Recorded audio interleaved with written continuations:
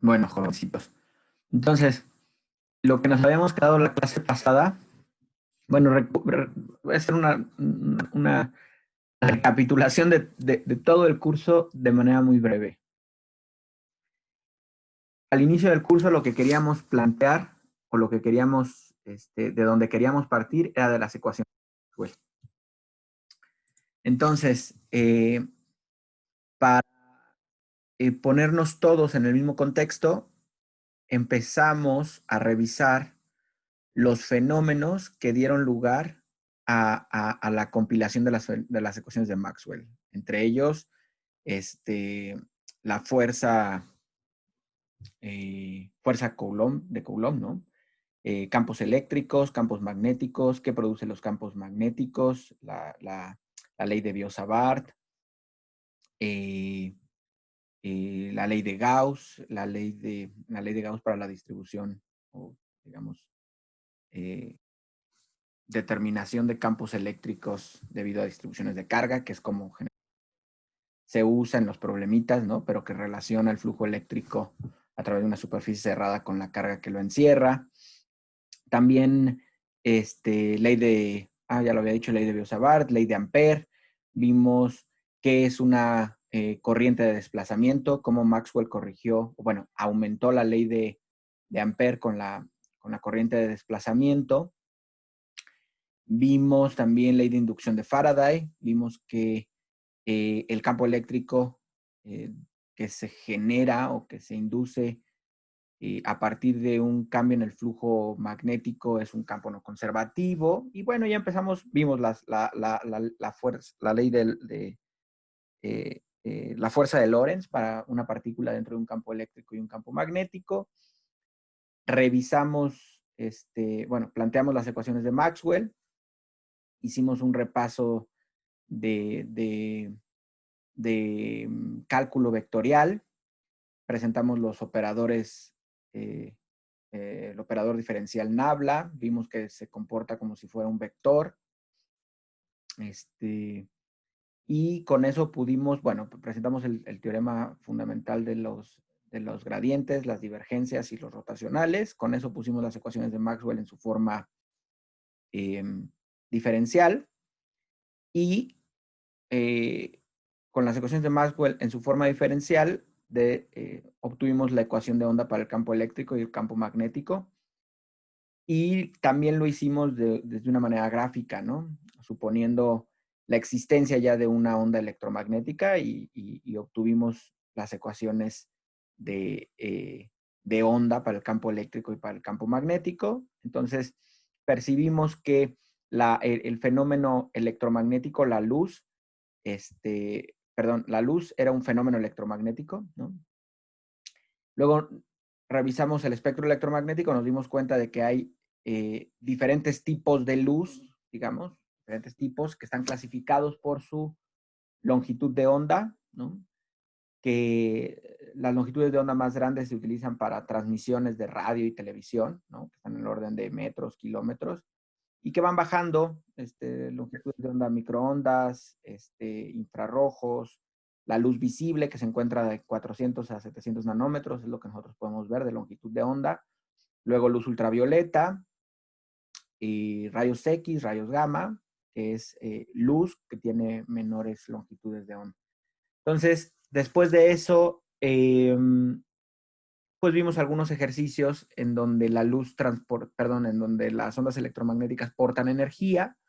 Presentamos el vector de Poynting. Y hicimos, repito, algunos ejercicios. Y a partir de ahí empezamos a plantear el hecho de que si la luz era una onda, o los físicos en esa época pensaban que tendría que necesitar un medio para propagarse. Revisamos el experimento de Young, de la doble rendija, en donde luz monocromática sale de dos rendijas, recorre caminos ópticos diferentes, y por ese caminos ópticos diferentes puede haber un desfase en el número de longitudes de onda que hay en ese desfase de caminos, y eso genera un patrón de interferencia constructiva y destructiva entre la suma de estas dos ondas, y eso les permite ver un patrón de bandas oscuras y luminosas que permitía asociar ese patrón de interferencia constructiva y destructiva, se puede asociar al camino que recorre. Entonces, ese mismo concepto lo utilizó Michelson en su interferómetro, ahora ya no para una diferencia en el camino, sino para una velocidad a la que recorra, para tratar de determinar cuál era la influencia de la velocidad de la luz en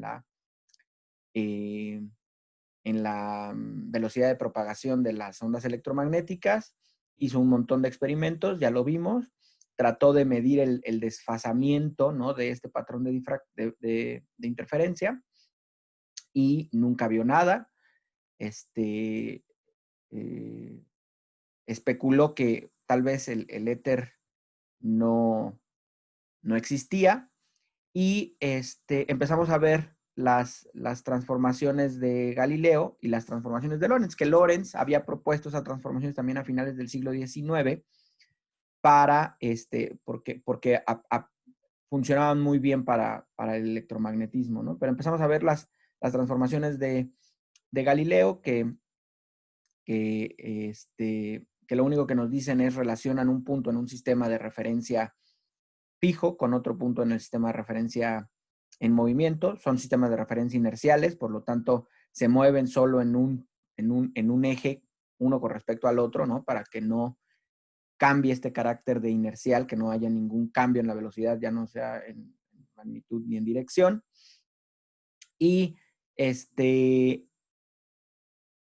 a partir también del experimento de Michelson, pudimos ver la forma que tendría que tener estas transformaciones de Lorentz que se utilizaban para electromagnetismo, ¿no?, a finales del siglo XIX. Y bueno, ya empezamos, revisamos rápidamente cuál es la importancia de comenzar con transformaciones de posición, y esto está relacionado con la importancia que tiene la función de posición con respecto al tiempo en la física. Revisamos que si tienes eso, conoces muchas cosas de la física de tu partícula, de tu problema, de tu cuerpo. Y después, también ya revisamos los postulados de Einstein para la teoría especial de la relatividad. Hay que aclarar que la teoría especial de la relatividad la estamos viendo desde digamos, desde un punto más didáctico. ¿A qué me refiero? Es completamente consistente todo lo que estamos viendo, y es formal. No hay simplificaciones o cosas de ese estilo, pero lo que sí es que su teoría especial de la relatividad surgió de un artículo que se llama On the Electrodynamics of Moving Bodies, ¿no? Era un artículo principalmente motivado por las ecuaciones de Maxwell, por la invariancia en transformaciones galileanas de las ecuaciones de Maxwell, ¿no? Pero dio lugar a estas situaciones que estábamos viendo, ¿no? Entonces, lo que necesitábamos, lo que vimos es que el segundo postulado de Einstein, que decía que la velocidad de la luz es constante en cualquier sistema de referencia inercial, da lugar a que dos fenómenos que son simultáneos en un sistema de referencia no necesariamente son simultáneos en otro, y entonces aparece la necesidad de hacer una transformación no solo de coordenadas espaciales, sino también de coordenadas temporales, o de coordenada temporal, que es la que teníamos, que es la cuarta coordenada. Hicimos un ejercicio, a mi parecer, relativamente simple, que nos permitió ver cuál era la forma. Hicimos unos calculitos de álgebra muy accesibles y pudimos determinar la forma que tenía que tener esa coordenada, esa transformación de coordenadas temporales. Y una vez con las transformaciones de Lorentz, incluyendo la transformada temporal, empezamos a extender el concepto no solo a una coordenada. Comenzamos con el hecho de un intervalo de tiempo. Dijimos, bueno, un intervalo de tiempo es el periodo que ocurre entre dos coordenadas temporales en un sistema de referencia fijo y queremos ver cómo se transforma ese intervalo de tiempo a un sistema de referencia en movimiento. Lo hicimos, vimos que eso da lugar a un fenómeno que se conoce como la dilatación del tiempo, que significa que en un sistema en movimiento, los relojes trabajan, digamos, o el tiempo que transcurre en un sistema en movimiento es menor que el tiempo que transcurre en el sistema fijo, en esta ejercicio que nosotros hacemos del marco de movimiento K y K'. Y bueno, ese es el repaso de todo el curso.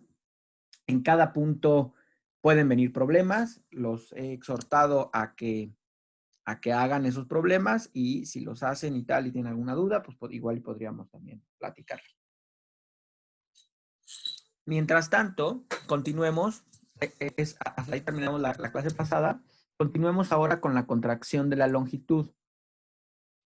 Otro fenómeno que ocurre debido a el postulado de que la velocidad de la luz es una constante y todo lo demás se tiene que ajustar a eso, y que se tienen las transformaciones de Lorentz, otro fenómeno es la contracción de la longitud. Y la contracción de la longitud surge de hacer una transformación de coordenadas espaciales en X, ¿no? Las coordenadas en X, pero no solo de un punto. Recuerden ustedes, nosotros hacíamos una transformación de coordenada de X a X primo, o viceversa, de X primo a X.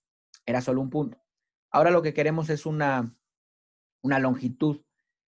Hay muchas, todas las, los escritos que puse aquí trataban en mis notas de ser más claros, pero a veces, como les he comentado, no lo son.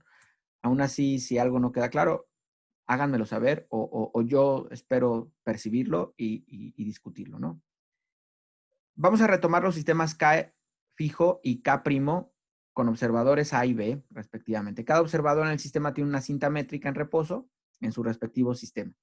Y cada observador coloca la cinta métrica a lo largo de su respectivo eje X, poniendo el extremo izquierdo en XL o XL', según sea el caso, si es el observador en K o en K', y el derecho en la coordenada X right o X right prima, ¿no? Según sea el caso. El punto, lo que quiero que piensen por un momento es que esta cinta es muy, muy larga para hacerlo más fácil, según yo, de entender. Entonces, la persona A en el sistema K va a medir su cinta o detecta que su cinta tiene una longitud que está determinada por esta resta, la coordenada en XR menos la coordenada en XL. Y lo mismo pasa para la persona que se encuentra en el sistema en movimiento. La longitud de la cinta que está midiendo se puede determinar restando la coordenada XR' menos XL', ¿no? La longitud que se mide, fíjense, véanlo ustedes para ir aclarando esto de propio. La longitud que se mide por un observador en el mismo sistema la pueden llamar longitud propia, ¿no? Entonces, en el ejercicio que hemos estado haciendo, estos ejercicios para revisar los fenómenos que surgen cuando utilizamos transformaciones de Lorentz, en el sistema K se mueve a lo largo del eje X con velocidad K, ¿no? Con velocidad V.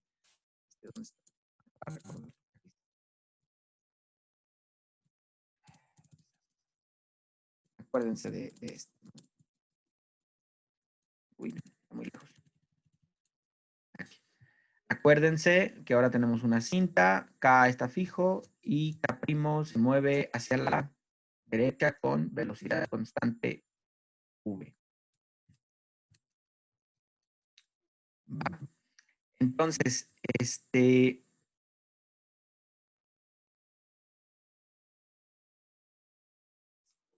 bueno.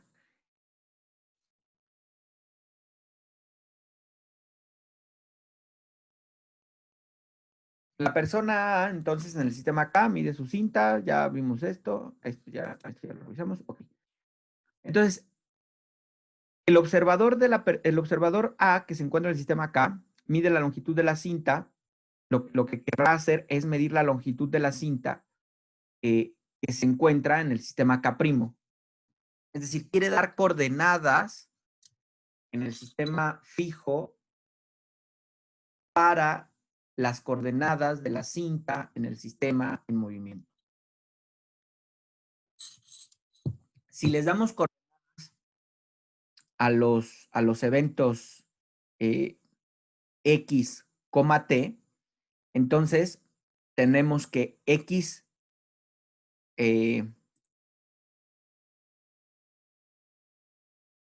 XL, T y XT, perdón, XR, T. Es decir, a ver, puede ser que los estoy confundiendo porque hasta me estoy confundiendo yo. Lo que les quiero comentar es, para el extremo de una cinta, tienes dos coordenadas. Eso es lo único que quiero comentarles, ¿no? A pesar de que la cinta está inscrita en la coordenada X, vas a tener XL, T y XR, T. ¿No? Si aceptamos eso, entonces podemos utilizar aquí le falta voy a poner, le falta un primado, ¿no? Primado. No sé por qué siempre pasa eso. ¿Por qué pasa eso?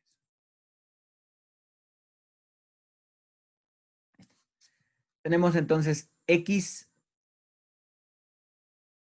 right, X de la derecha menos X de la izquierda primado, en el sistema primado, va a ser igual a XR en el sistema no primado, en el sistema fijo, menos XL en el sistema fijo, menos también, acuérdense que aparecía este término en las transformaciones para la coordenada temporal, pero aquí no es solo una coordenada temporal, sino un periodo también.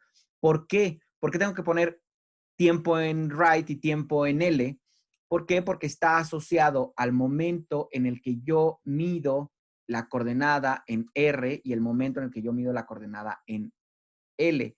La cinta métrica está en reposo, fíjense, ahora sí, la cinta métrica está en reposo en el sistema K', por lo que la longitud puede ser L0, ya está. Y por su parte llamaremos a la longitud KL. Ahora hay que hacer énfasis en que estos tiempos que están aquí, TR y TL, son idénticos, porque estos tiempos son para medir esta cinta o esta longitud, ¿no? Que está en el sistema en K. Entonces, yo soy capaz de medir al mismo tiempo la coordenada en R y la coordenada en L. Entonces, esto es idéntico y esto se va. Es lo mismo que ocurre cuando hacemos la transformación de coordenadas para un periodo de tiempo. Nada más que acá, cuando hacíamos para un periodo de tiempo, aquí teníamos T, aquí también teníamos T, y lo que se hacía cero era la longitud, el X que teníamos acá, porque el fenómeno, el inicio y el fin de un determinado fenómeno, lo que daba lugar a un intervalo de tiempo, ocurría en la misma coordenada. Acá es al contrario, nada más para que lo puedan visualizar rápidamente. El hecho de medir los extremos de la cinta ocurre de manera simultánea, digamos, en la misma coordenada temporal y por lo tanto esto se va a cero. Dado que esta cosa se va a cero, entonces me queda que la longitud prima, el intervalo entre XR y XL en el sistema en movimiento, es igual a la longitud, el intervalo entre XL y XR en el sistema fijo, multiplicado por el factor relativista, ¿no? Y esto que está aquí, jovencitos, es la contracción de la longitud, ¿no? Dado que L0' es igual, bueno, ahí no es L0', ¿no? El L0, bueno, sí, a ver, dado que L0' es igual a L0 antes de que se moviera, ¿no? Por ejemplo, entonces 1, es decir, son cintas métricas con las mismas longitudes, lo único que queremos identificar es cuál es ese cambio de longitud debido al movimiento del sistema K', pues entonces podemos escribir lo siguiente, ¿no? L es igual a L0 sobre el factor relativista. Entonces, vemos pues que L0 es mayor que L, y significa que la cinta métrica se encoge de acuerdo al observador A. Y ese efecto es conocido también como contracción de la longitud o espacio, y ya lo habíamos revisado, ¿no? Ese efecto también, o bueno, ya lo habíamos planteado, es conocido como la contracción de Lorentz-Fitzgerald. Y aquí hay bueno, aquí está dibujado en una pared de un edificio que me gustaría presentarles. Pero aquí hay una calculadorcita, nada más para que se den una idea, ¿no? De aquellos que no lo hayan revisado nunca, ¿a qué se refiere? Voy a darle control para que lo revisemos.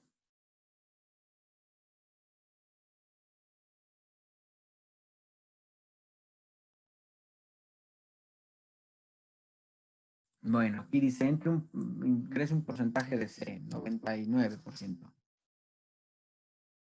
Okay. No, pero esto es la dilatación del tiempo. No, este no era. Y déjenme ver.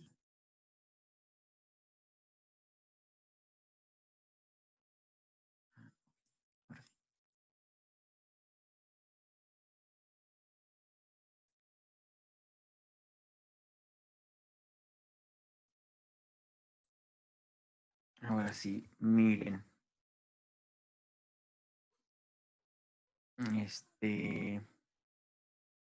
Por ejemplo, 1 kilómetro, ¿no?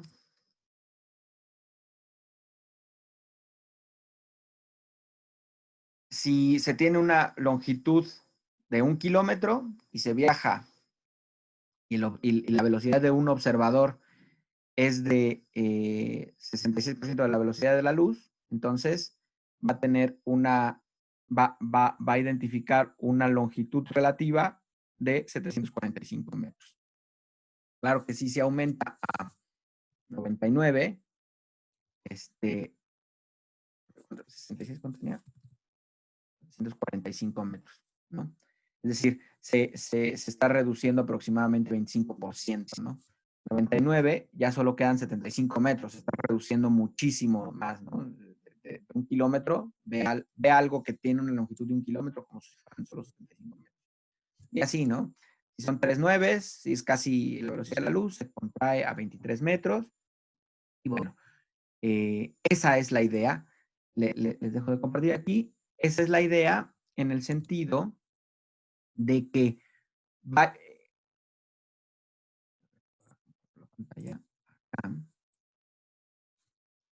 lo que necesitamos y lo que yo quiero que vean, porque va a haber algo que en verdad sí necesitemos que se acepte, que es un poco más difícil hacerlo de otra manera cuando lleguemos al momento relativista, que ya vamos a llegar, pero a ver, lo que necesitamos identificar es que solo este postulado de Einstein de la constancia en la velocidad de la luz y las transformaciones de Lorentz generan estos fenómenos un poco o mucho o muy contraintuitivos. La dilatación del tiempo, por ejemplo, se ha probado haciendo circunnavegar aviones con relojes atómicos A ver, recuerden ustedes que los relojes atómicos son estos relojes que pueden mantener una precisión de un segundo en, creo, 300,000 años, ¿no? Es decir, se atrasan o se adelantan un segundo en 300,000 años. ¿Por qué? Porque el fenómeno con el cual miden el tiempo son transiciones hiperfinas del cesio, creo que es así, creo que son los relojes más actuales, y estas son muy reproducibles, son súper reproducibles, entonces no cambian, ¿no? Y pueden medirlo. Entonces, pueden poner, se fabrica uno de esos relojes, se pusieron en un avión, lo ponen a circunnavegar la Tierra a una velocidad determinada, que por supuesto va a hacer que haya una dilatación del tiempo. Y se ha corroborado la existencia de dilatación del tiempo, ¿no? Aunque hayan sido del orden de nanosegundos, se detecta. Algo que es mucho más difícil probar, y de lo cual yo no estoy familiarizado si hay experimentos, con la dilatación del tiempo sé que los hay, pero la contracción de la longitud es otro fenómeno que uno tiene pues, que abrazar una vez que está revisando la teoría especial de la relatividad, en el sentido de que algo que se mueve cercano a la velocidad de la luz, pues va a contraerse, ¿no? Esto empieza a ser, digamos, considerable a medida que te acercas a la velocidad de la luz, ¿no? Pero son fenómenos que ocurren por el hecho de tener como límite eh, eh, de velocidad este valor de C, ¿no? Entonces, esto no es solo que lo aceptemos, sino que está. Repito que lo voy a necesitar cuando lleguemos al momento relativista. Por lo pronto vamos a hacer otra cosa. Vamos a ver la suma de velocidades. Y esto también nos va a servir para plantear de manera más sólida el hecho de que es una barrera la velocidad de la luz también. Es una barrera que, según el postulado, no debemos de rebasar. Y luego irán viendo por qué sí que es una barrera. Fíjense, si de una nave, vamos a pensar, hay una nave que viaja al 60% de la velocidad de la luz, y esa nave puede disparar cosas, balas o lo que sea, que, que salgan a 99% la velocidad de la luz. La mecánica de Newton nos indica que para encontrar la velocidad de las partículas con respecto a un sistema estacionario, podemos simplemente sumar las velocidades. Lo que dice es esto, ¿no? Si tenemos una navecita aquí, la voy a dibujar así como un cuadrito. Y esta dispara, esta navecita se mueve hacia acá, ¿no? Con velocidad, y hay un cuate aquí en el sistema K fijo que la está viendo y mide la velocidad de estas balas que están disparando, porque a su vez las balas tienen otra velocidad que le podemos llamar U. Lo que tendríamos que hacer es sumar la velocidad de la nave más la de las balas. Pero si la nave se mueve a 60% de la velocidad de la luz y las balas a 99, nos resultaría que esta suma, digamos, la suma visto desde un observador fijo, sería 1.59 veces la velocidad de la luz, ¿no? Es decir, superaría la velocidad de la luz las balas. Entonces, ese último resultado no está en acuerdo con los observados en las transformaciones de Lorentz y principalmente con el postulado de Einstein, ¿no? Vean, aquí están las transformaciones de Lorentz. Y entonces, lo que podemos hacer aquí es extender un poquito este fenómeno, como les comentaba.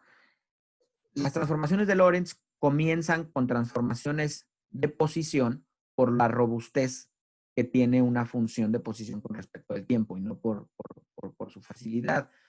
Nosotros sabemos que la velocidad está definida como un cambio en la posición con respecto al tiempo. Entonces, para poder hacer esta transformación o esta suma de velocidades, que le podemos llamar suma de velocidades relativistas, porque tienen fracciones importantes de la velocidad de la luz, lo que podemos hacer es utilizar las transformaciones de Lorentz, las transformaciones inversas en este caso, con las definiciones de velocidad, que es el cambio de la posición con respecto al tiempo. Fíjense, acá tenemos la transformación de posición. Podemos sacar un diferencial de esa transformación, ¿no? Un diferencial nada más de esta transformación de posición.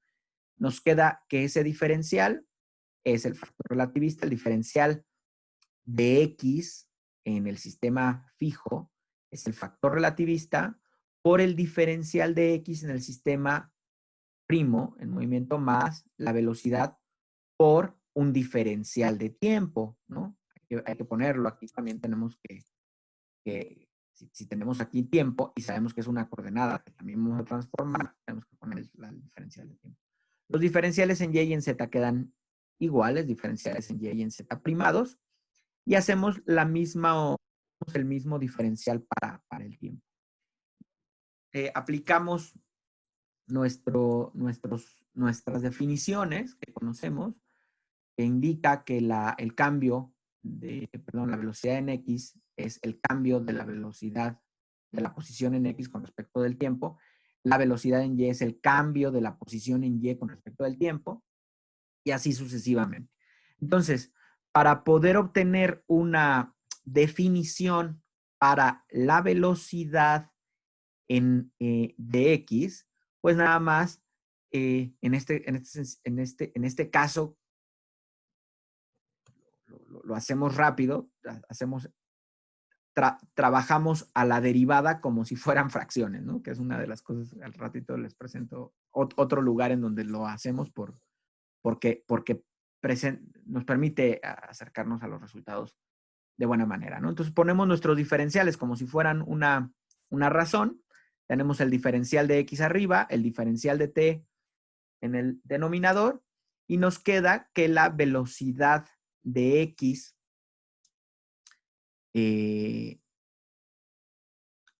más bien, sí, la velocidad expresada en el sistema fijo en términos de la velocidad en X expresada en el sistema en movimiento está dada por esta expresión, ¿no?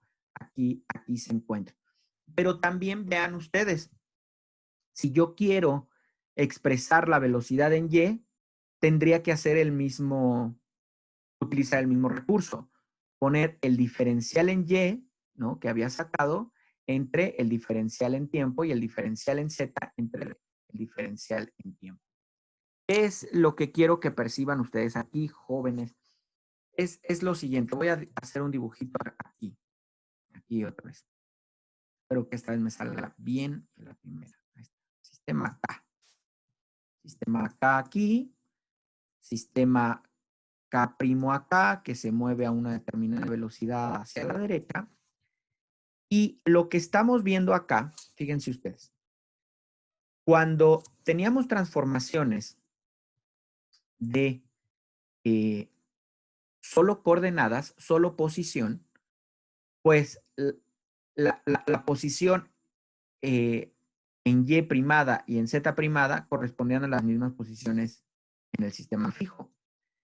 Acá ya no, no porque deje de ser un marco de referencia inercial, como ya discutimos varias veces, sino porque lo que estamos haciendo ahora, y por eso creo yo que fue importante revisar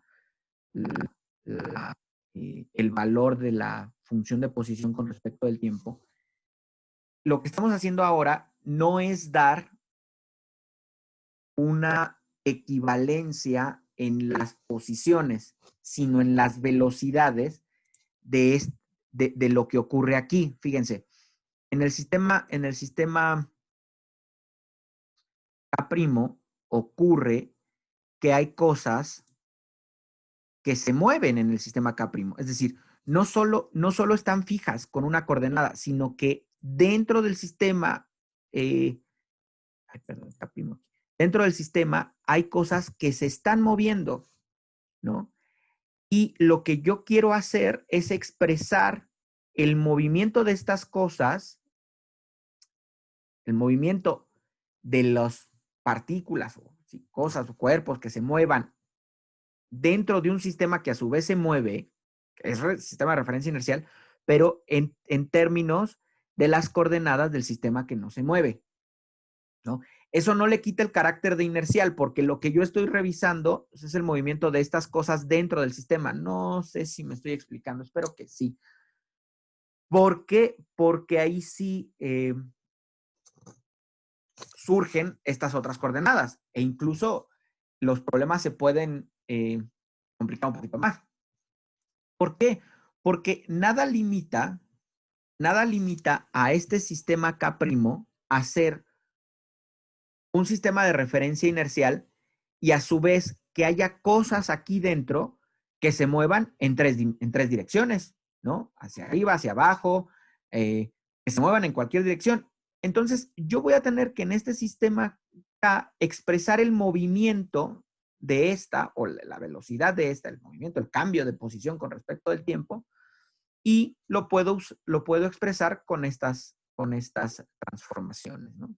Es decir, hay valores para las velocidades en Y, es decir, la velocidad que yo describa o el componente de velocidad que yo describa en Y a partir del componente de velocidad que tenga la partícula moviéndose en el sistema K' en Y, también se ve afectado por el movimiento del sistema de referencia K', aunque ese movimiento solo esté en uno de los ejes que es X, ¿no? Espero que eso haya... ¿Sí? ¿Hay alguna duda, chicos? ¿O están bien? Si están bien, hagan así. Gracias. Perfecto. Entonces, las ecuaciones 23A, B y C se les conoce como transformaciones de velocidad de Lorentz. Y es importante notar que a pesar de que el movimiento relativo de los sistemas K y K' es solo en la dirección X, como ya lo habíamos visto y lo hemos discutido hasta el cansancio para que sean sistemas de referencia inerciales, en realidad las expresiones para las velocidades en Y y Z también son afectadas porque lo que se está describiendo es el movimiento de una cosa que está dentro del sistema, ¿no? Las transformaciones inversas para UX', UY' y UZ' se pueden determinar intercambiando las variables primadas por las no primadas y cambiando la velocidad B por menos V y los resultados se presentan aquí. Es cuestión de álgebra muy elemental, ¿no? No. ¿Por qué les aclaro esto? Porque, como les he mencionado varias veces en el curso, mi objetivo es que cuando les aparezca una expresión de ese estilo, ustedes conozcan todos los términos y los relacionen con la física de lo que se está tratando. Aquí, ¿qué me indica? ¿Qué me indica? ¿Qué es esto? Alguien abra su micrófono y dígame qué es esto. Factor relativista. Factor relativista, gracias. ¿Cómo se define el factor relativista? Sobre la raíz de 1 menos b cuadrada sobre c cuadrada. Perfecto, gracias. Donde B cuadrada, bueno, B cuadrada y C cuadrada, ¿quiénes son? C cuadrada es la velocidad de la luz al cuadrado y b cuadrada la velocidad que se mueve de referencia al cuadrado. Gracias. Ya síguele, Antonio. Muchas gracias. Te voy a seguir preguntando. ¿Esta velocidad qué es? La velocidad a la que se mueve el sistema de referencia. ¿Y esta? La velocidad de algo que se mueve dentro del sistema de referencia que se mueve. La velocidad del objeto que se mueve dentro del sistema de referencia, ¿no? No, de hecho, esta es la velocidad, bueno, no sé si la veas, la velocidad del objeto que se mueve dentro del sistema fijo. ¿Sí? ¿Fijo? Ah, sí, porque es la sí. Sí, ¿no? Porque esta, Sí. fíjate, aquí tú quieres ver ¿cuál es la componente en Z? Es que es ¿cuál es la componente en Z de la velocidad de algo que se mueve en el sistema fijo? Dios mío, yo les pido que lo tengan y yo, a ver, esta es la componente en Z del vector de velocidad expresado en el sistema en movimiento de algo que está moviéndose en el sistema fijo, ¿no? Claro, necesitas la componente en Z del movimiento. Supongamos que la componente en Z de la componente Z de la velocidad del objeto que se mueve en el sistema fijo es 0, pues esto se hace 0, ya se acabó. Pero si tiene una componente en Z, como hay un sistema en movimiento, hay un sistema de referencia en movimiento en el cual quieres expresar esa componente en Z, también vas a necesitar la componente en X de esa cosa que se está moviendo, ¿no? La componente en X del movimiento, ¿no? Del que está fijo. Espero que no estarlos confundiendo. Vaya. Creo que no. Espero no estarlos confundiendo. Bueno, yo tengo una duda y lo veo mejor, digamos, al revés. Las del que se está moviendo de las que no se está moviendo. O sea, tengo una duda en esas, en las anteriores. A ver, aquí. Ese ahí ese UX prima debe ser una transformación galileana dentro del sistema, ¿cierto? O sea, UX prima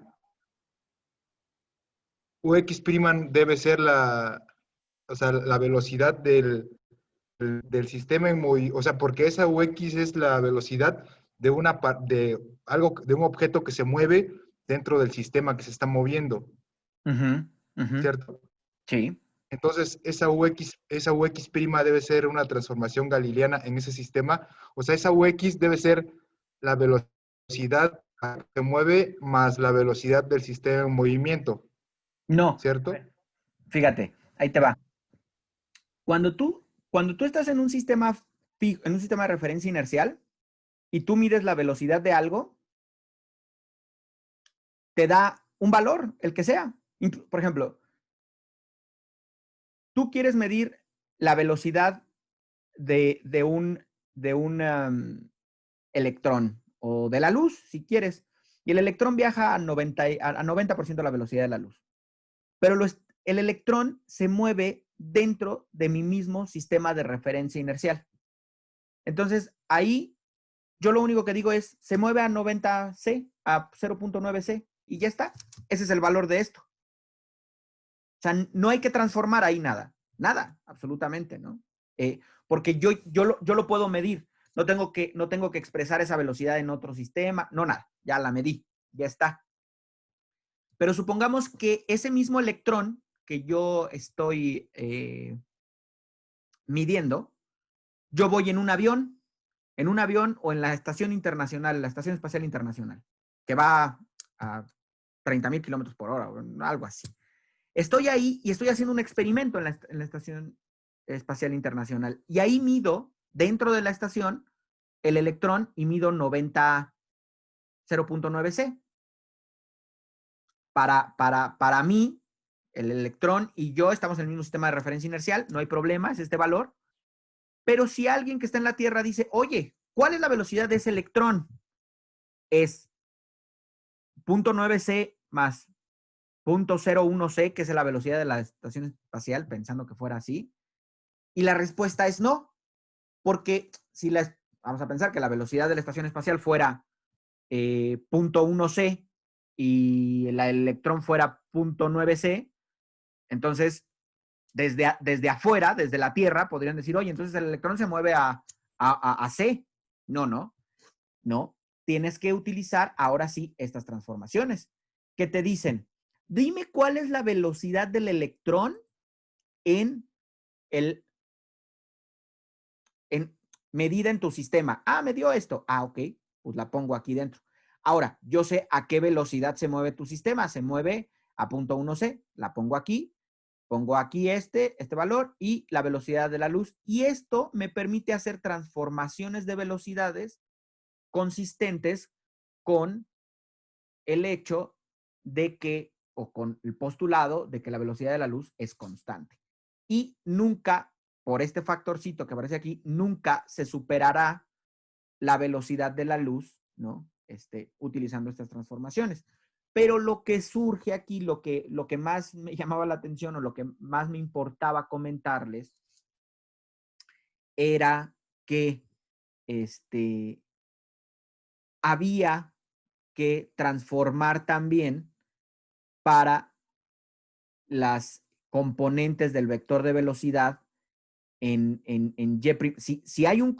Vean, aquí lo que quiero decir es, si el electrón en el sistema que se mueve a su vez solo en Y, no tiene, perdón, solo en X, no tiene un componente de velocidad en Y' o Z', es decir, no cambia su posición con respecto del tiempo en Y' o Z', esta cosa se hace cero y no hay problema. Las transformaciones de velocidad queda solamente inscrita en el componente en X. Pero si además esta cosita que estábamos poniendo acá, esta cosita no solo se mueve aquí, sino que se mueve con un componente de velocidad en X o Z dentro de su sistema de referencia, si ese componente no es cero, entonces las transformaciones de velocidades deben de considerar también la velocidad del sistema, ¿no? No se pueden hacer transformaciones de velocidades como si ocurrían aquí, ¿no? Bueno, el componente en Y de la velocidad, cuando haya una velocidad en el sistema en referencia, solo pasa igual. No, hay que hacer ahora sí una transformación de velocidades considerando la velocidad del sistema. Eso es lo que quería comentarles y espero que haya sido suficientemente claro. Y por supuesto, aprovecho, esto no es el objetivo del curso, ni nada, solo lo quiero plantear, ni nada por el estilo, pero si ustedes lo van complicando más o les interesara saber el cambio de la velocidad, por ejemplo, las aceleraciones y por lo tanto las fuerzas y por lo tanto las energías en el terreno de las transformaciones, pues se complicaría. Tiene uno que ir siendo consciente de estos fenómenos que van ocurriendo, ¿no? Cuando se van utilizando las transformaciones de la velocidad. Ahora sí, vean ustedes, regresamos al problema de la navecita. La navecita va a punto 6C, lanza partículas a punto 99C y le piden a un observador fijo que diga cuál es la velocidad. Sabemos que esta transformación galileana no es correcta, ya obtuvimos las transformaciones de velocidad y las podemos aplicar. ¿Cuál aplicamos? Aplicamos esta, miren. Tenemos la velocidad de las particulitas es esta, punto 99C. La velocidad de la nave es esta, punto 6C.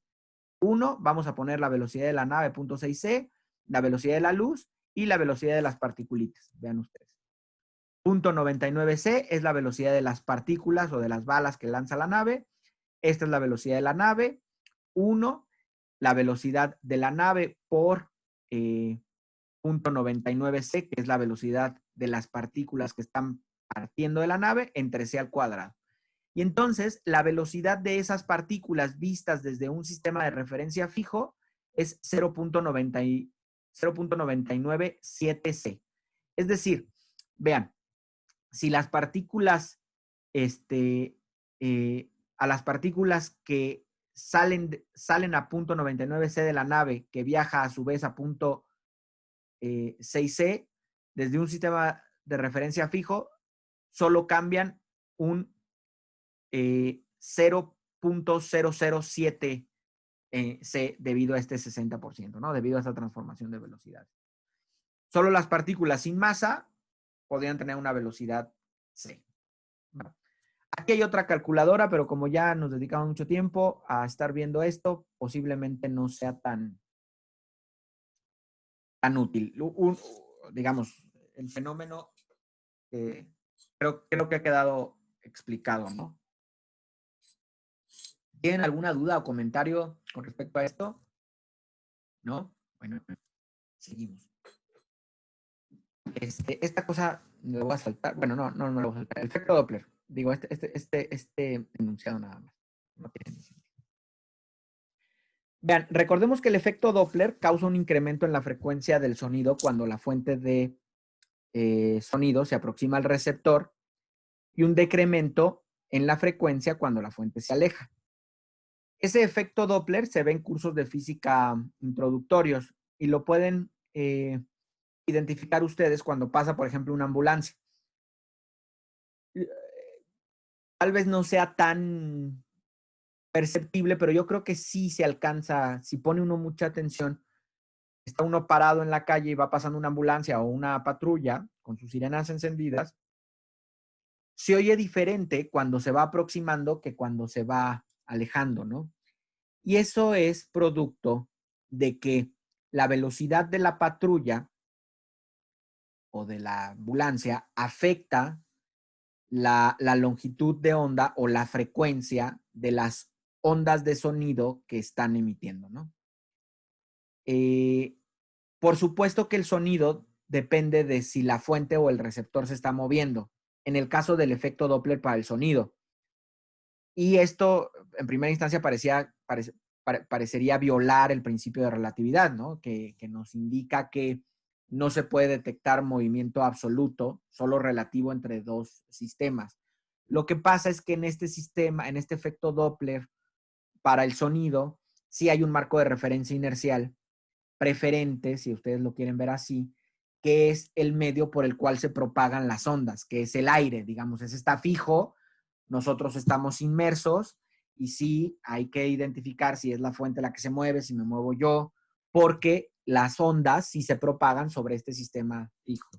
En el caso de la luz, vamos nosotros a identificar el efecto Doppler, pero no hay tal medio. En el caso de la luz, sí es todo movimiento relativo, lo cual lo hace un poco más aparentemente sencillo, que sí es relativamente, sí es sencillo, ya lo verán, ¿no? Considere entonces una fuente de luz, por ejemplo, el de una estrella muy alejada y un receptor, un astrónomo que está midiendo o que está observando esa estrella que está muy alejada.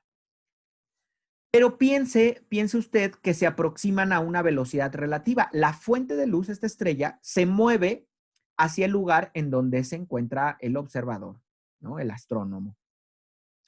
Entonces, consideremos, podemos ajustar un sistema para ellos dos, para la estrella astrónomo, de tal suerte que pongamos al astrónomo en un sistema K, como el que conocemos, fijo, y que la fuente de luz, el de la estrella, se encuentre en un sistema K', moviéndose hacia el receptor con una determinada velocidad V. Entonces, la fuente emite N ondas durante un intervalo de tiempo, el que sea, 3 segundos, 4 segundos, lo que sea, emite N ondas. Y la velocidad de la luz es siempre C. La fuente se mueve con velocidad V, como ya lo hemos visto. Por lo tanto, la distancia total entre la parte frontal y posterior del tren de onda emitido durante un intervalo de tiempo es esta. Antes de esto debe de quedar pues, muy claro y está muy simple. Pero para aquellos que apenas lo estamos revisando, lo están revisando por primera vez, aunque parezca que yo también lo estoy revisando por primera vez, hay que aclarar ciertas cosas.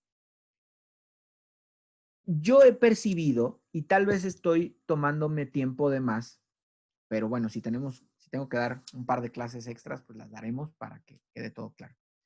Yo he percibido que hay una confusión, o no, una ligera, muy ligera, pero confusión con el hecho de la velocidad de la luz y su longitud de onda. Yo lo que les digo es que la velocidad de la luz, bueno, la luz es una onda que está así, ¿no? Pero por favor, identifiquen que la luz, al ser una onda, no es una onda estacionaria. ¿Qué es una onda estacionaria? Una onda estacionaria, es más, debería de buscar algo en internet. para, déjenme buscar. Fíjense, perdón por quitarles esto. Voy a buscar una onda estacionaria. Onda estacionaria. Porque sé que hay videitos, espero que se ven muy bien.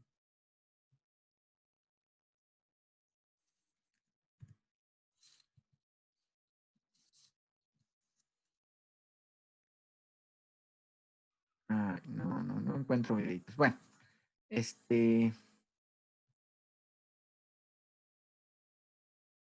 bueno, no encontré.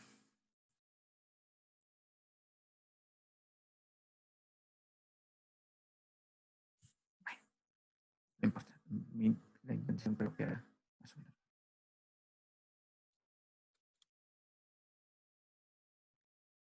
No encontré algo rápido, pero yo les comento aquí. ¿Qué es una onda estacionaria?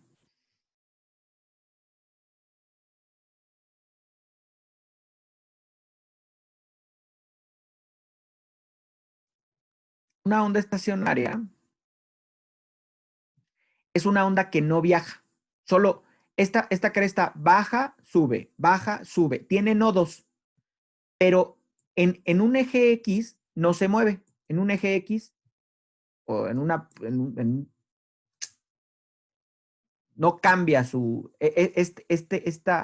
esta cresta, solo baja, sube, pero estos nodos se mantienen fijos. La luz no es una onda estacionaria.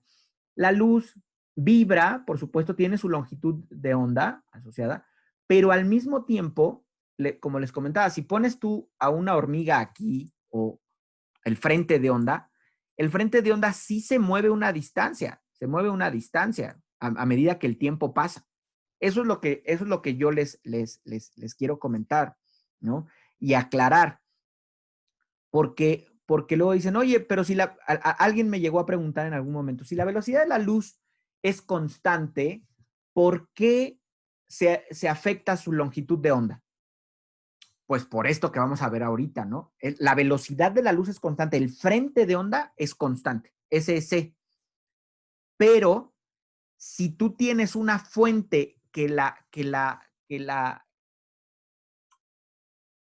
la fuente que emite ese frente de onda, esa luz, también se mueve, tú puedes estirar o comprimir esta longitud de onda y entonces se afecta esta longitud, este tren de ondas y entonces se afecta su longitud. Vean ustedes, otra vez voy a dibujar aquí. Lo que importa o lo que quiero que vean es esto que dice, ¿no? Fíjense. Dice, la fuente se mueve con velocidad v. Entonces, la distancia total entre la parte frontal y posterior del tren de onda emitido durante el intervalo es esta. Es C por T. Porque, fíjense, aquí está la fuente y la fuente empieza a emitir luz. La emite. Vamos a pensar que nada más emitió esa luz con esa cantidad de longitudes de onda. Bueno, la emitió. Esta parte de adelante del frente de onda lleva una velocidad de propagación, moviéndose en esta dirección, de C, una distancia, se mueve una distancia C por T.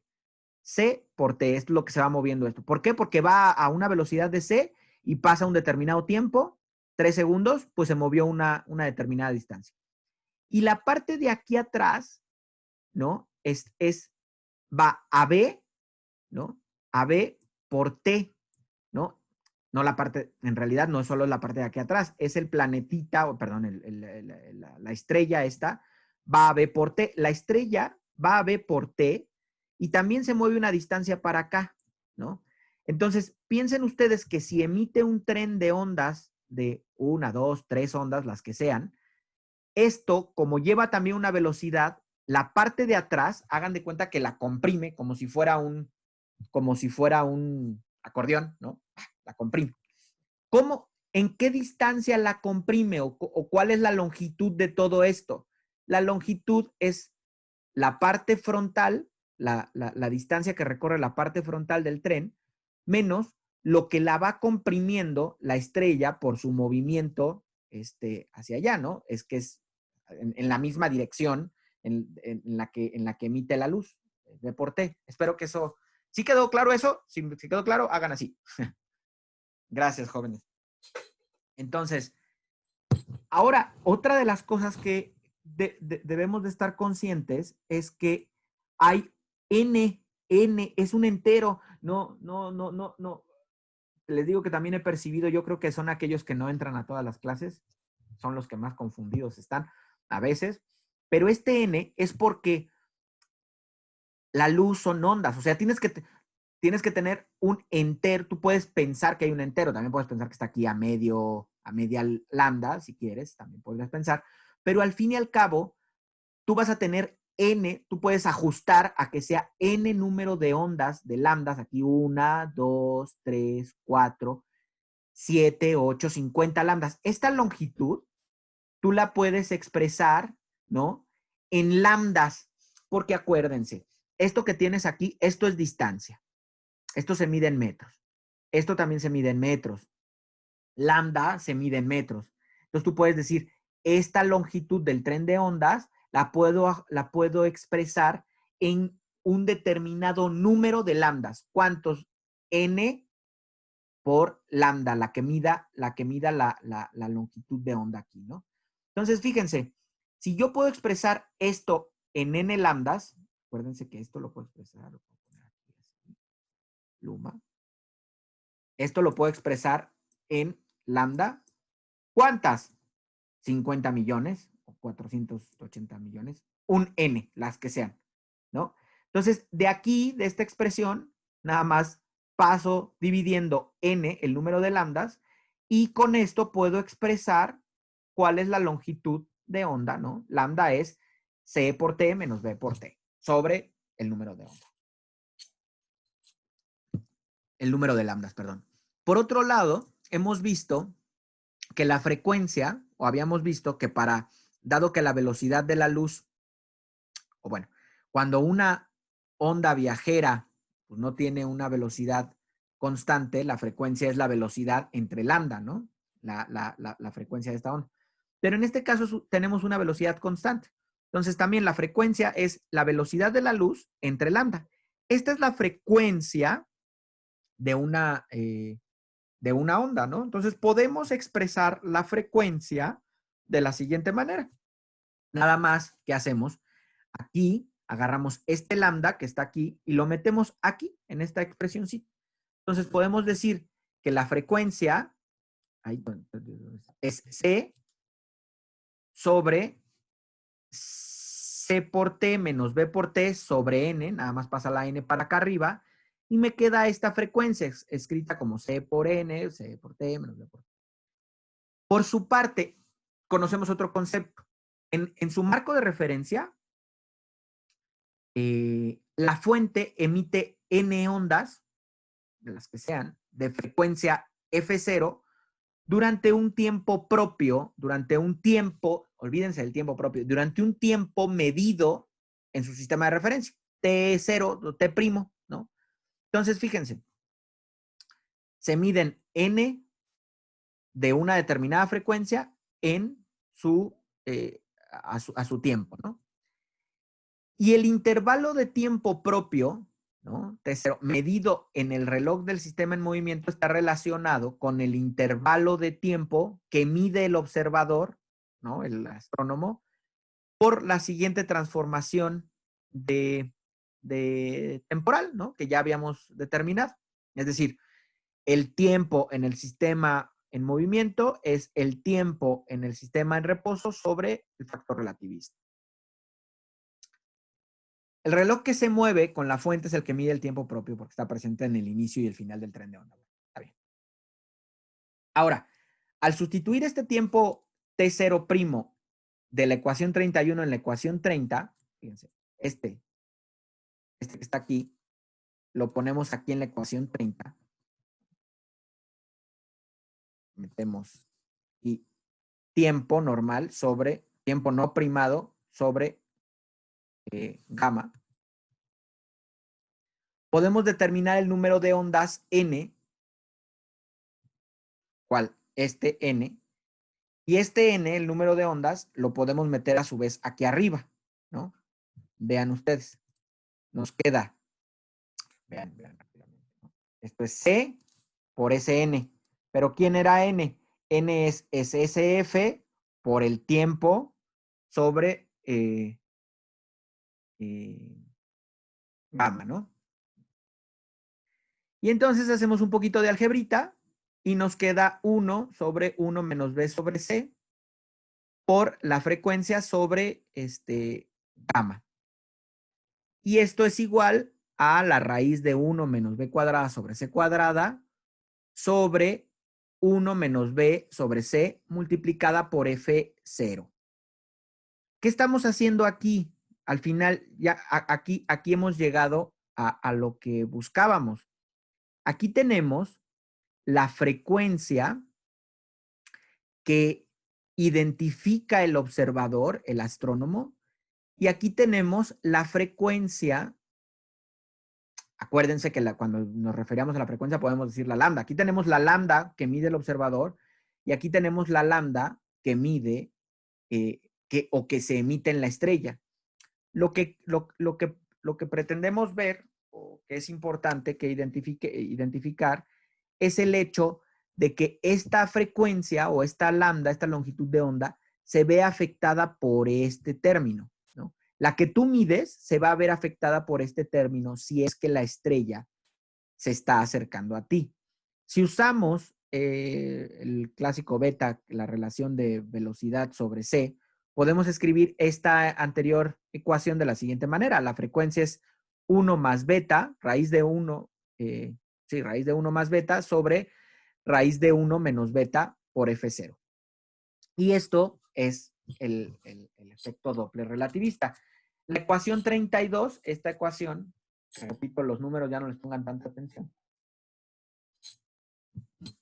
es usada para cuando la fuente y el receptor se aproximan.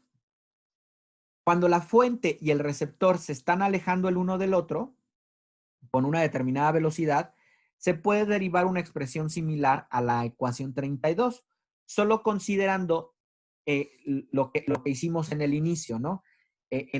Cuando se aproximan, el tren de ondas se comprime en esta analogía con acordeón. Pero cuando se alejan, por ejemplo, supongamos que la fuente ahora viaja en sentido contrario a la luz que emite, entonces el tren de ondas se estira, ¿no? Entonces, ¿qué ocurre? ¿Qué pasa? Alguien abra su micrófono, ayúdeme con esto. ¿Y qué pasa con la longitud de onda de un tren de ondas determinado cuando la fuente y el observador se alejan? Díganme qué pasa con la longitud de onda. Se extiende, ¿no? Se alarga. Se extiende. Aumenta, ¿no? El valor de esta lambda. Exactamente, Estefan. Muchas gracias. Se extiende. Y cuando se acerca, se comprime. Es decir, la lambda que era originalmente, piensen ustedes, 500 nanómetros, cuando la fuente de luz se aleja, se vuelve de 510. Podría ser, ¿no? Estoy inventando, ¿no? Pero cuando la fuente de luz se acerca, se vuelve de 490, ¿no? La velocidad de propagación de la luz no cambió. Eso es una de las cosas que nos tiene a todos que quedar bien clarito. Lo que cambió solamente fue la longitud de onda de esta oscilación. Entonces, ¿y cómo cambia? Bueno, pues con esta expresión que es el efecto Doppler relativista. Ok. La longitud del tren de onda inicial con el que derivamos la expresión para el efecto Doppler cambia de esta manera. El signo se propaga durante la derivación y vean, el resultado final es este, ¿no? Vean la diferencia. Acá, cuando se acerca, cuando se acercan, tienen un positivo acá arriba y un negativo acá abajo. Cuando se alejan, tienen un negativo acá arriba y un positivo acá abajo. Vean, lo único que se está haciendo es intercambiar los signos. Por eso podemos unificar esas dos ecuaciones, las ecuaciones 32 y 33, si acordamos utilizar un signo positivo para la razón de B sobre C, ¿no? cuando la fuente y el receptor se aproximan, y un signo negativo para la razón B sobre C cuando se alejan. Con esa convención, el efecto Doppler se puede expresar solamente con esta última expresión, ¿no? Que es 1 más beta, raíz de 1 más beta sobre raíz de 1 menos beta por F0. Y esto sirve, y verán ustedes, todo esto, esta parte del curso puede ser un poco más complicada, porque recordemos, no complicada. Una de las cosas que pretendo es que tenga sentido, ¿no? Lo que hacemos, que nos motive. Y como a lo que a nosotros nos gusta más, a ustedes, a mí y a todos, porque por eso estamos en el posgrado de materiales, es estudiar materiales. Como nos gusta estudiar materiales, o como pretendemos dedicar nuestra vida a estudiar materiales, o interacción de materiales y cosas, tal, pues podemos a veces sentir que esto está un poco alejado de nuestro mayor interés, que es el estudio de los materiales. Pero se darán cuenta, vamos a verlo eventualmente, lo vamos a conectar, que esto es necesario o resulta útil eventualmente cuando se quiere estudiar el espectro de emisión, no solo del Sol, sino de otras estrellas, y relacionarlo con la composición de esas estrellas, que ya está relacionada con los materiales y que a su vez nos sirve a nosotros para estudiar materiales, ¿no? Ahorita posiblemente todavía no se ve, pero lo vamos a ver en un par de clases más adelante, ya lo verán. Lo que les quiero comentar también con esto es que los astrónomos se pueden dar cuenta, entonces, si una estrella se aleja o se acerca, porque se dice que su emisión se corre se corrió al rojo o se corre al azul, ¿no? Recuerden ustedes que el visible se encuentra entre 400 y 700 nanómetros, el rojo está en 600 nanómetros más o menos, y el azul en 400 y tantos, 490.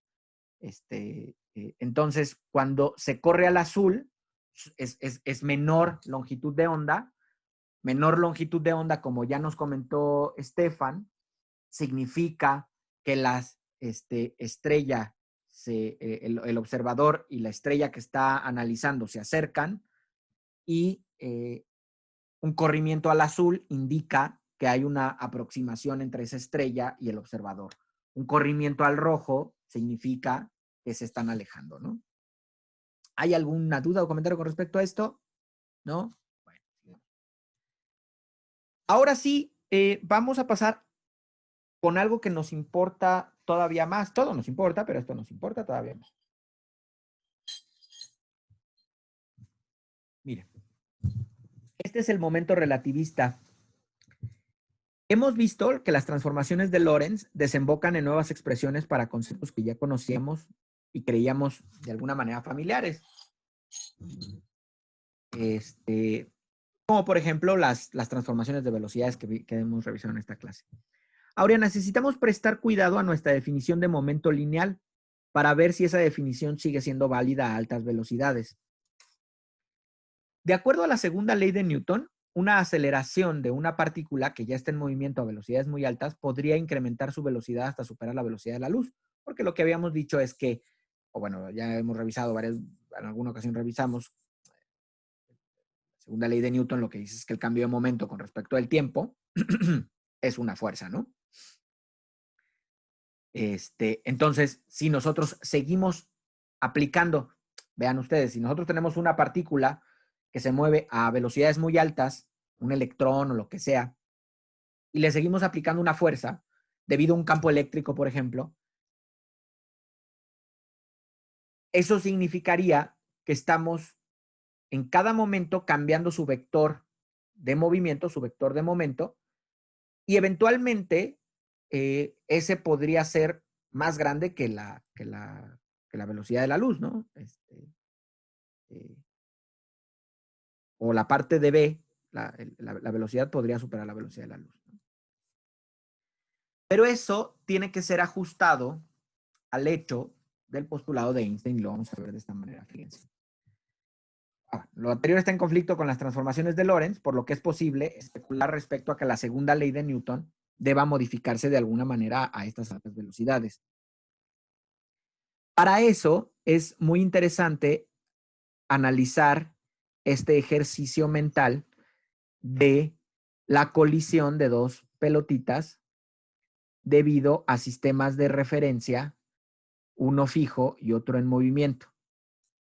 De lo que se trata es, fíjense, hay dos personas, la persona A y la persona B. La persona A le voy a poner, incluso dice aquí, para la persona A le vamos a utilizar el subíndice F, que significa que es el marco de referencia fijo, y para la persona B el subíndice M, marco de referencia movimiento o móvil, ¿no? Lo que debemos, lo que buscamos, o probar, o identificar, o aceptar, ¿no? No aceptar, lo que estamos buscando es que haya conservación de este momento lineal. Y vamos a considerar una colisión sin ningún tipo de fuerza externa, nada más una colisión. La persona A sostiene una pelota en el sistema estacionario K. La pelota tiene una masa M definida. Y la persona B en el sistema en movimiento K' también tiene una pelota con una masa M, ¿no? La persona A va a aventar su pelota a lo largo del eje Y, ¿no? Y la persona B también arroja su pelota exactamente a la misma velocidad en el eje Y primo negativo, ¿no? Las dos pelotas van a realizar una colisión perfectamente elástica y después de la colisión, cada pelota es atrapada por la persona que la lanzó, ¿no?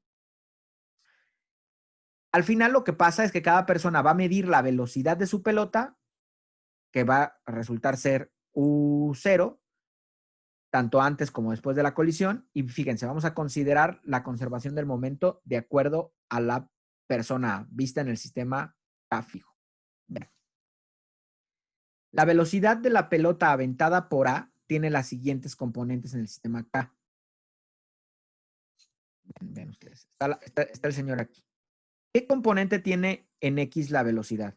0, porque él ni siquiera se mueve. No tiene ningún componente y avienta la pelota hacia acá arriba. Ok. Entonces, fíjense, la velocidad fija en X es igual a 0, no tiene ningún componente.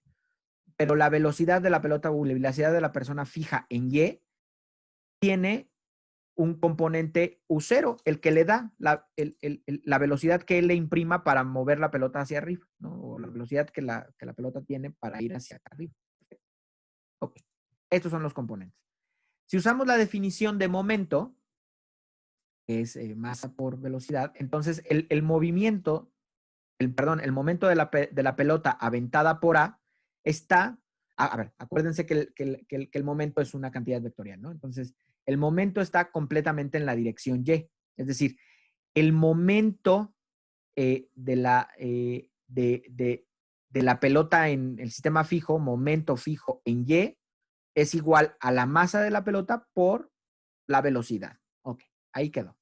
Eso espero que ya quede. Dado que la colisión es perfectamente elástica, la pelota regresa a la persona A con velocidad U0 a lo largo del eje menos Y. Entonces, el cambio de momento de esa pelota, como es observado por la persona A en el sistema K, es de la siguiente forma, fíjense. El cambio de momento en Y, ¿no? Es igual a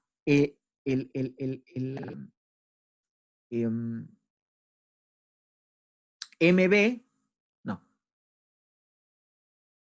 el momento final menos el momento inicial. ¿Cuál es el momento final? El momento después de la colisión es M por U0, ¿no? Porque la pelota viene hacia abajo, digamos, es el vector, ¿no? La pelota viene hacia abajo después de la colisión. Menos el momento, que es M por U0, es el momento que tenía la pelota cuando iba hacia arriba. Entonces, aquí tenemos, ¿no? M menos M por U0 menos M por U0 es menos 2M por U0. Pero, ¿todos están de acuerdo? Gracias, joven. Qué bueno.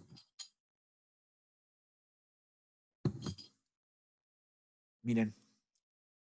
Espero que esta pausa no les... No, porque fíjense lo bonito de las ecuaciones. Una vez que ya uno aceptó, oye, ¿sí sale esto aquí? ¿Esto estás de acuerdo aquí? Sí. Es como uno de estos checkpoints en los videojuegos, en donde ya llegas hasta ese punto y dices, bueno, a partir de aquí, si pierdo más adelante en el videojuego, aparezco desde aquí, ¿no? Entonces esto ya es un checkpoint, ¿no? Ya, a partir de aquí está bien. Quiero parar y les quiero mostrar algo porque está siendo difícil.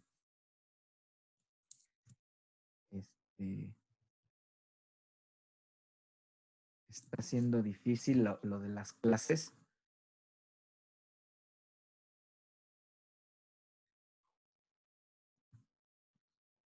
En línea y les quiero compartir Es más, lo voy a poner aquí en mi presentación.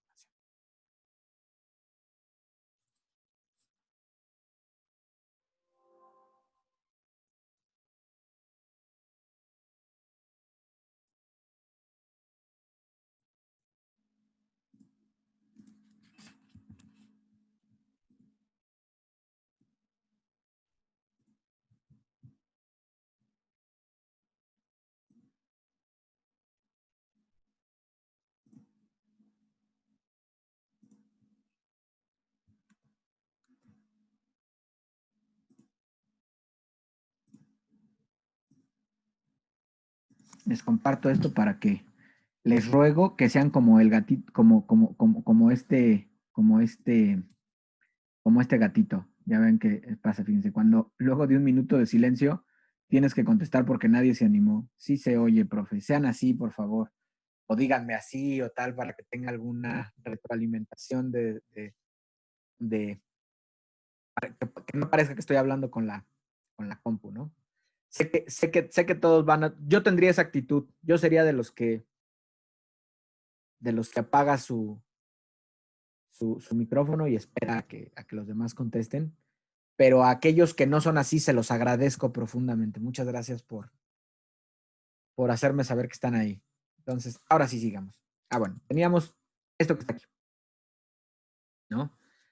Bueno, es el cambio de momento de la pelotita que aventó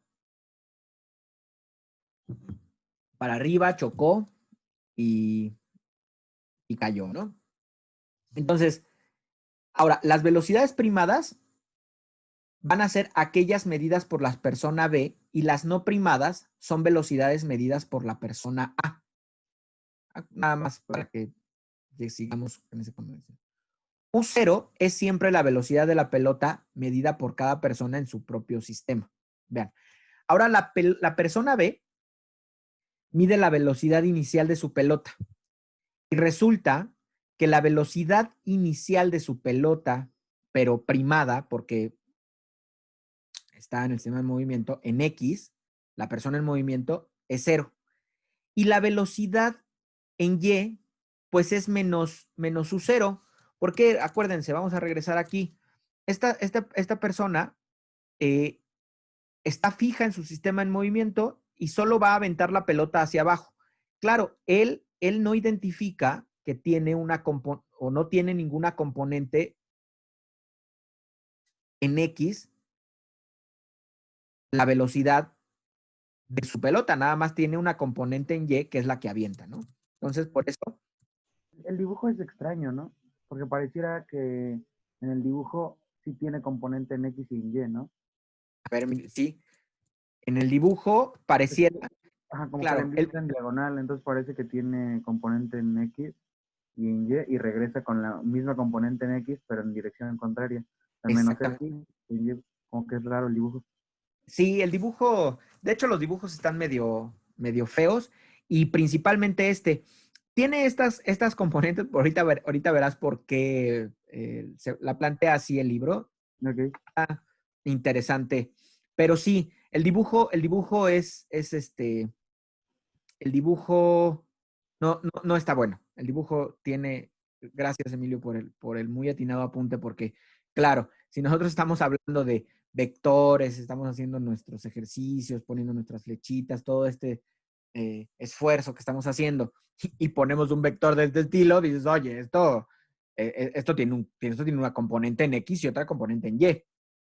Sí, corrijamos por un momento el dibujo en el sentido de que, o no corrijamos el dibujo, pensemos que está justo en un instante de tiempo en el que estás solo por arriba y este señor, solo por ahí, están completamente alineados la persona de abajo y la persona de arriba y lanza su pelotita, ¿no?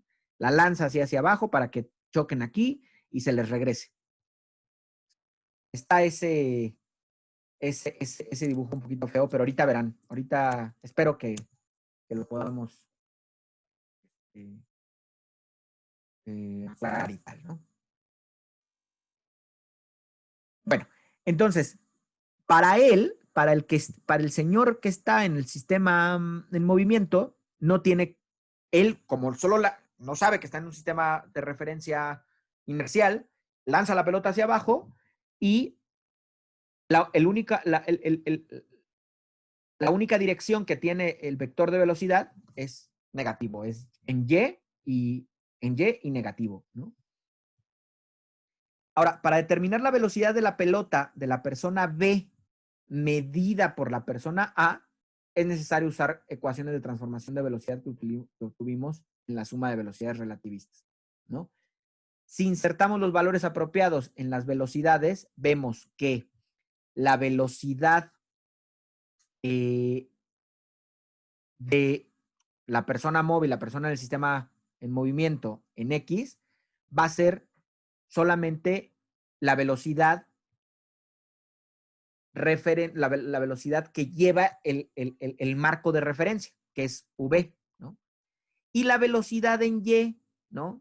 Va a ser la velocidad menos la velocidad porque va hacia abajo, multiplicada por este factor relativista, ¿no? Cuando ya las insertan ahí en las transformaciones de velocidades.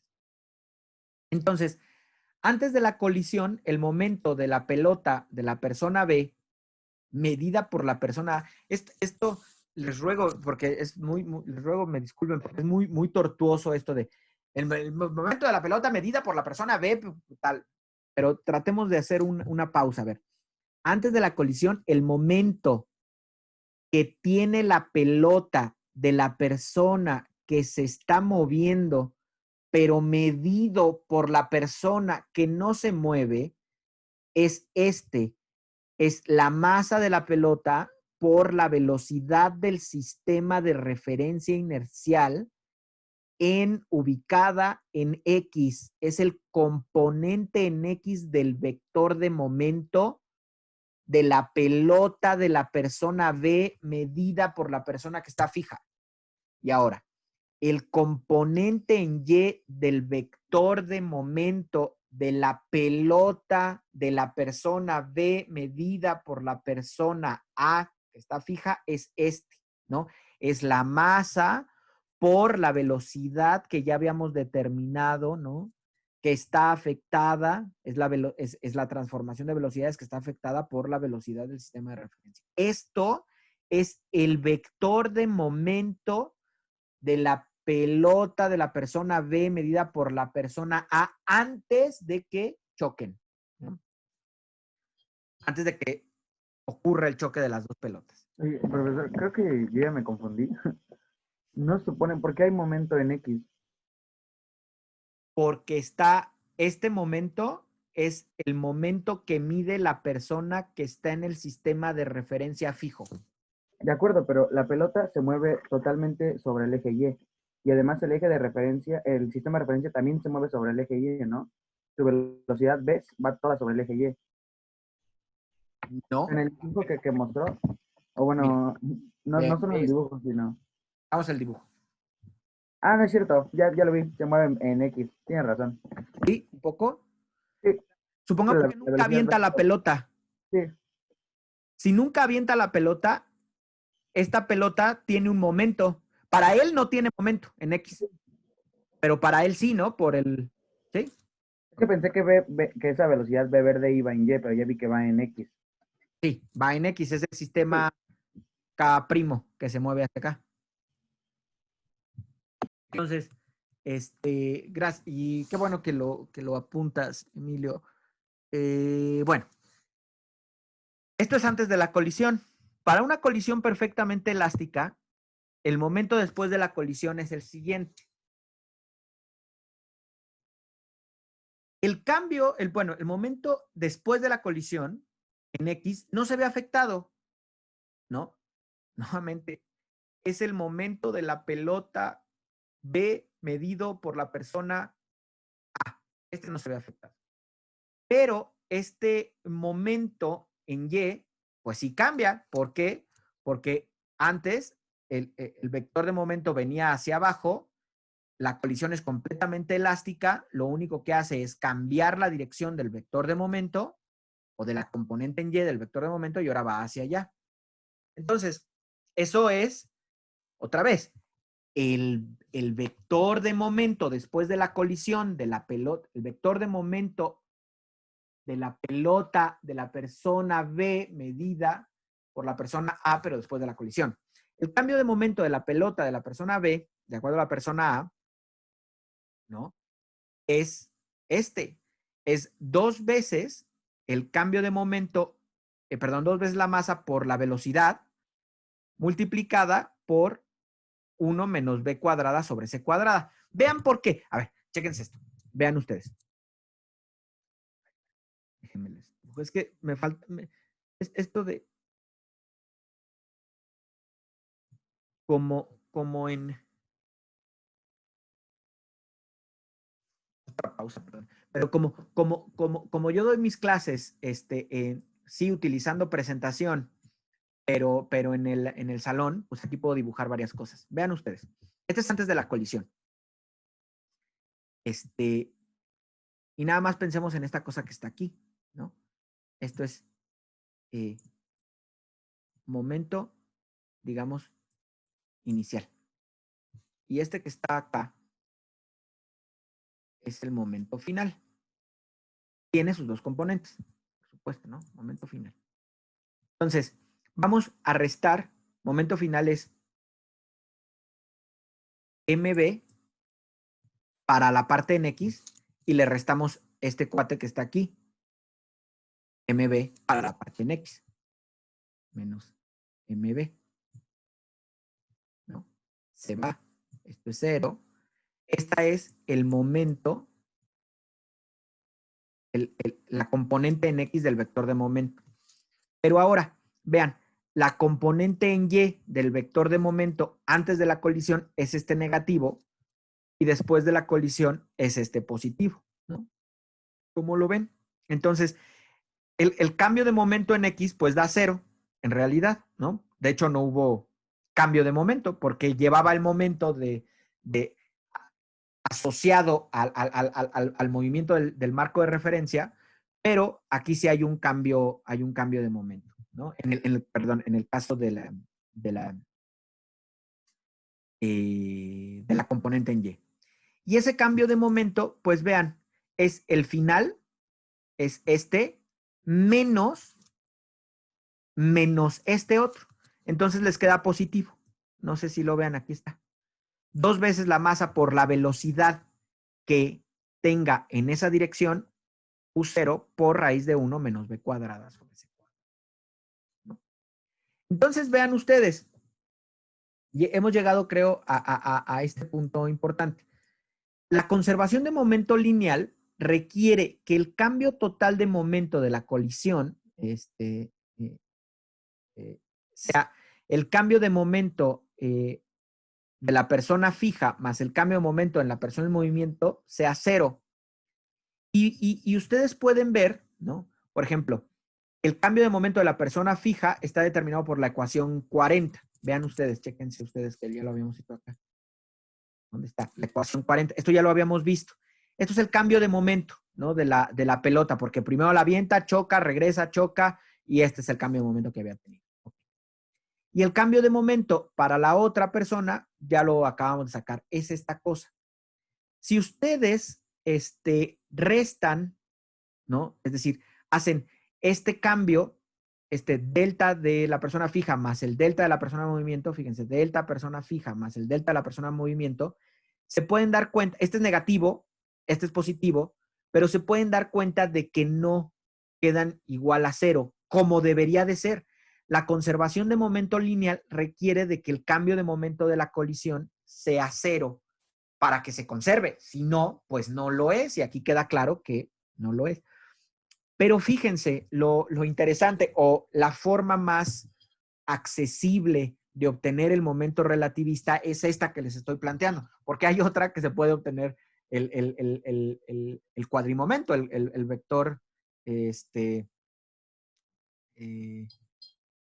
utilizando el cuadrivector con cuatro coordenadas, digamos, ¿no? Es un poco más formal y un poco más tortuoso, y para lo que necesitamos nosotros ahorita, que nada más es plantear el momento, creo yo que es mucho más apropiado hacer esto. Vean, por favor, estas dos cosas. Estas dos expresiones. Este cambio de momento y este cambio de momento, que al sumarlo deberían de ser cero, pero no lo son. ¿Qué es lo único que impide que estas dos cosas no sean, cuando se sumen, no sean cero? ¿Lo ven ustedes, chicos? Ayúdenme, por favor.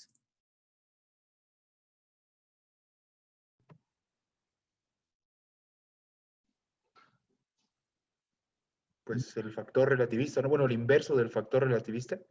Sí, lo único que impide que estas cosas no sean cero es exactamente el inverso de este factor relativo. Eso es lo único que impide que estas dos no sean cero. Lo voy a volver a dibujar porque es esto.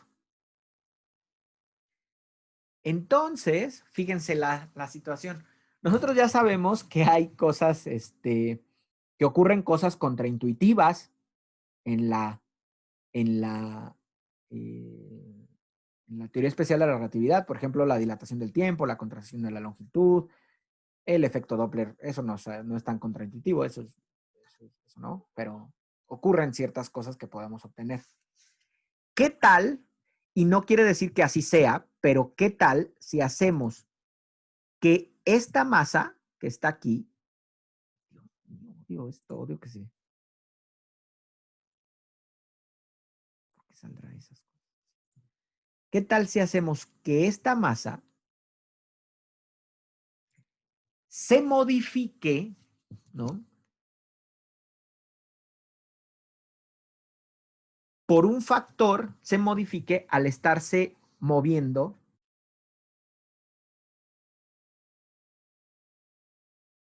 en un marco de referencia, ¿no?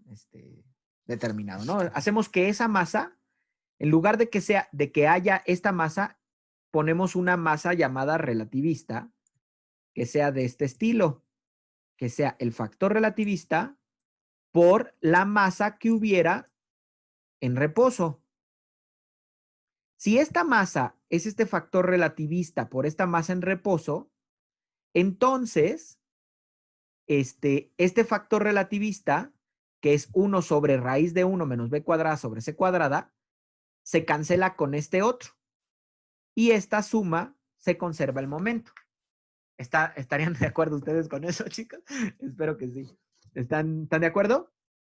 Entonces, lo que podemos decir es que esta masa, la masa de algo que se mueve dentro, por ejemplo, la masa de esta pelotita, lo que podemos decir es que la masa de la pelotita de esta persona, al igual que la de él, es una masa relativista, ¿no? O una masa que está asociada a alguien que está en movimiento. Y esa masa de alguien que está en movimiento es m por relativista por la masa que tendríamos si no se mueve. Esta expresión de la masa relativista es un recurso, chicos. No quiere decir que en realidad haya dos masas. Se puede interpretar también así y se pueden hacer muchos ejercicios mentales para eso, pero es un recurso. Esta es solo un recurso para hacer, ¿no? Por ejemplo, en este ejercicio que hemos hecho, que haya una conservación del momento lineal como la estamos, como se está planteando, ¿no? Entonces, tenemos que ver quién es este cuate, ¿no? El momento lineal no se conserva si usamos las convenciones de momento obtenidas de la física clásica, incluso cuando usamos las ecuaciones de transformación de velocidad que ya habíamos obtenido en la teoría. Pero al usar esas ecuaciones de transformación de velocidad nos salió este factor relativista, aquí ya no viene escrito, o este inverso del factor relativista, como bien apuntó Antonio. Y lo único que necesitamos, tienen la misma forma, lo único que necesitamos es cancelar este inverso del factor relativista, que le podemos cargar a esta masa y decir que es una masa relativista, y entonces hacer que el momento se conserve, ¿no? Ahora, la forma de este gamma para ponerlo en esta masa relativista tiene que cambiar, ¿no? Bueno, no tiene que cambiar, sino está asociado a la velocidad con la que se mueva la masa. Ahorita lo vamos, ¿no? Asumamos que hay un cambio simple, muy razonable para mantener la conservación del momento. La forma clásica del momento es la masa por la velocidad. Debe ser multiplicado por un factor que depende de la velocidad a la que se mueva.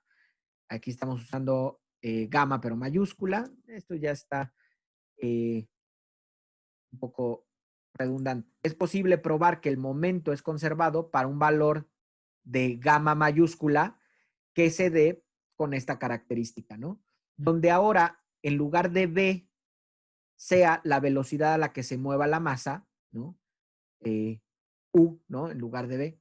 Es importante notar que la forma de la función gamma es la misma que la encontrada anteriormente para una transformación de Lorentz. Es decir, esta gamma es la misma que la gamma minúscula, nada más que aquí la velocidad es la velocidad a la que se mueva esa masa, ¿no? Incluso podemos asignarle el mismo símbolo, ¿no? Podemos decir que es el mismo factor relativista, nada más en el caso del momento lineal, la gamma minúscula contiene la velocidad de la partícula, mientras que en la transformación de Lorentz, la gamma minúscula contiene la velocidad del marco de referencia. Entonces, podemos determinar la forma correcta del momento si usamos... bueno, esta es otra forma, esta es otra cosa con la cual podemos entender esta transformación que estamos haciendo o esta ajuste que estamos haciendo para que se conserve el momento, lo podemos ver de esta manera. Fíjense, también se puede interpretar de esta forma. Chéquenlo. El momento es el cambio, el momento es la masa, y en este caso, si la masa es una constante, tendríamos que el momento puede quedar definido como la masa por el cambio del vector de posición con respecto del tiempo. Pero vean ustedes aquí que el cambio del vector de posición con respecto del tiempo es cambio del vector de posición con respecto de tau. Pero tau aquí, el cambio del vector de posición con respecto del tiempo, dense ustedes cuenta de que hay dos tiempos, ¿no? Uno medido desde la persona que no se mueve y otro medido desde el marco de referencia en movimiento. Entonces, yo puedo expresar esto como esta multiplicación de diferenciales. El momento puede ser la masa por el cambio del vector de posición con respecto del tiempo, ¿no? En el sistema en donde lo estoy midiendo, en donde siempre está cambiando, multiplicado por el cambio del tiempo con respecto del otro tiempo, ¿no? Veamos que la velocidad se mantiene clásica, esto es nada más la velocidad, pero no todos los observadores van a estar de acuerdo con el cambio de momento con respecto del tiempo, pero sí con este. Vean, ¿quién es el cambio de tau es el tiempo propio medido en el sistema en movimiento A', ¿no? Si nosotros definimos, por ejemplo, no definimos, y nosotros ya sabíamos que el tiempo primo es igual a el tiempo sobre gamma, y yo saco estas diferenciales, ¿no? Por ejemplo, saco el dt del diferencial del otro, dt sobre d tau, vean ustedes que nada más me queda gamma. No sé si lo puedan percibir de aquí, ¿no? Vean ustedes. Sí, tengo dt, lo paso para acá. Sí, claro, me queda exactamente, nada más me queda gamma al sacar las diferenciales de estos de t' y t no primado. Entonces, esta diferencial o esta razón de diferenciales, nada más me queda gamma y puedo expresar la definición de momento relativista de esta manera también, ¿no? La masa por el cambio del vector de posición con respecto al tiempo por gamma. Esta es la velocidad, y entonces me queda gamma por la masa por la velocidad. Es equivalente, ¿no? Decir que esto que está aquí, gamma por, perdón, pasen la masa para acá. Esta gamma por U, no, perdón, sí, dejen la masa aquí. Gamma por la masa es la llamada masa relativista, ¿no?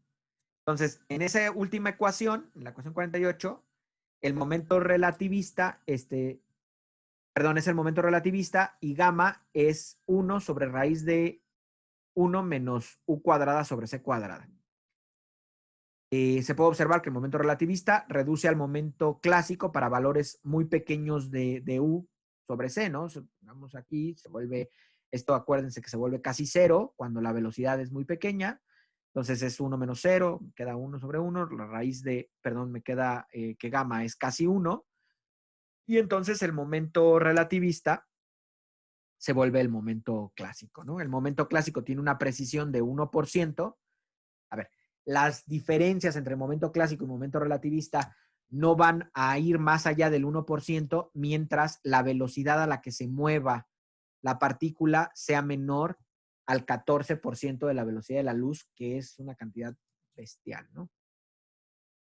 A la masa de la ecuación 48, la que tenemos aquí, ¿no? Se le conoce como masa en reposo, se le puede poner como masa en reposo, y de esa manera se le puede llamar masa a la multiplicación del factor relativista por la masa en reposo, y se conserva la forma clásica del momento, ¿no? Que es lo que hicimos acá para conservar el momento.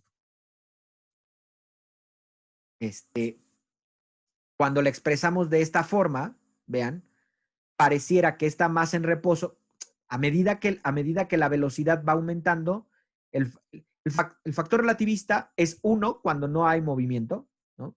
Y a medida que se va aumentando o que la velocidad se aproxima a la velocidad de la luz, el factor relativista va aumentando a 1, 1.5, 1.8, 2, 3, 4, 7, 20, va tomando valores.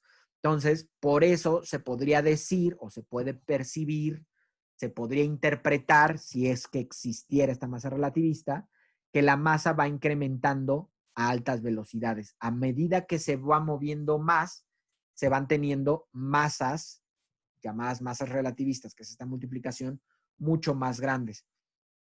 Imagínense cuál sería, pregunta, supongamos que yo tengo aquí una velocidad muy cercana a la velocidad de la luz, 0.9999999 c sobre c.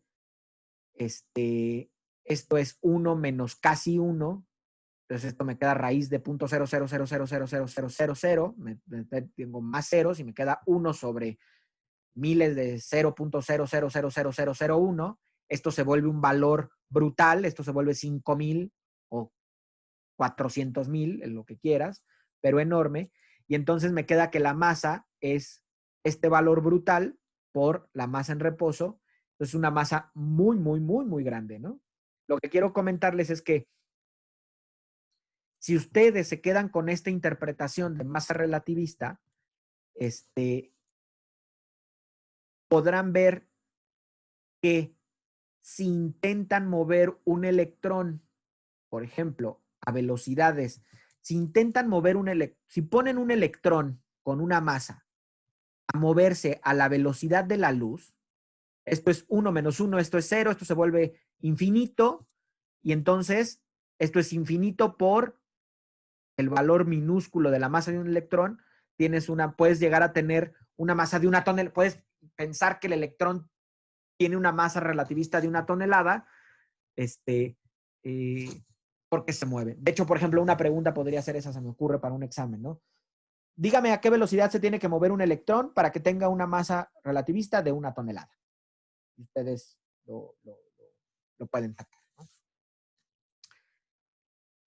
Repito, esto solo es una interpretación para poder escribir el momento relativista de esta manera sencilla. ¿Hay alguna duda hasta aquí, jóvenes? ¿Comentario o algo? ¿No?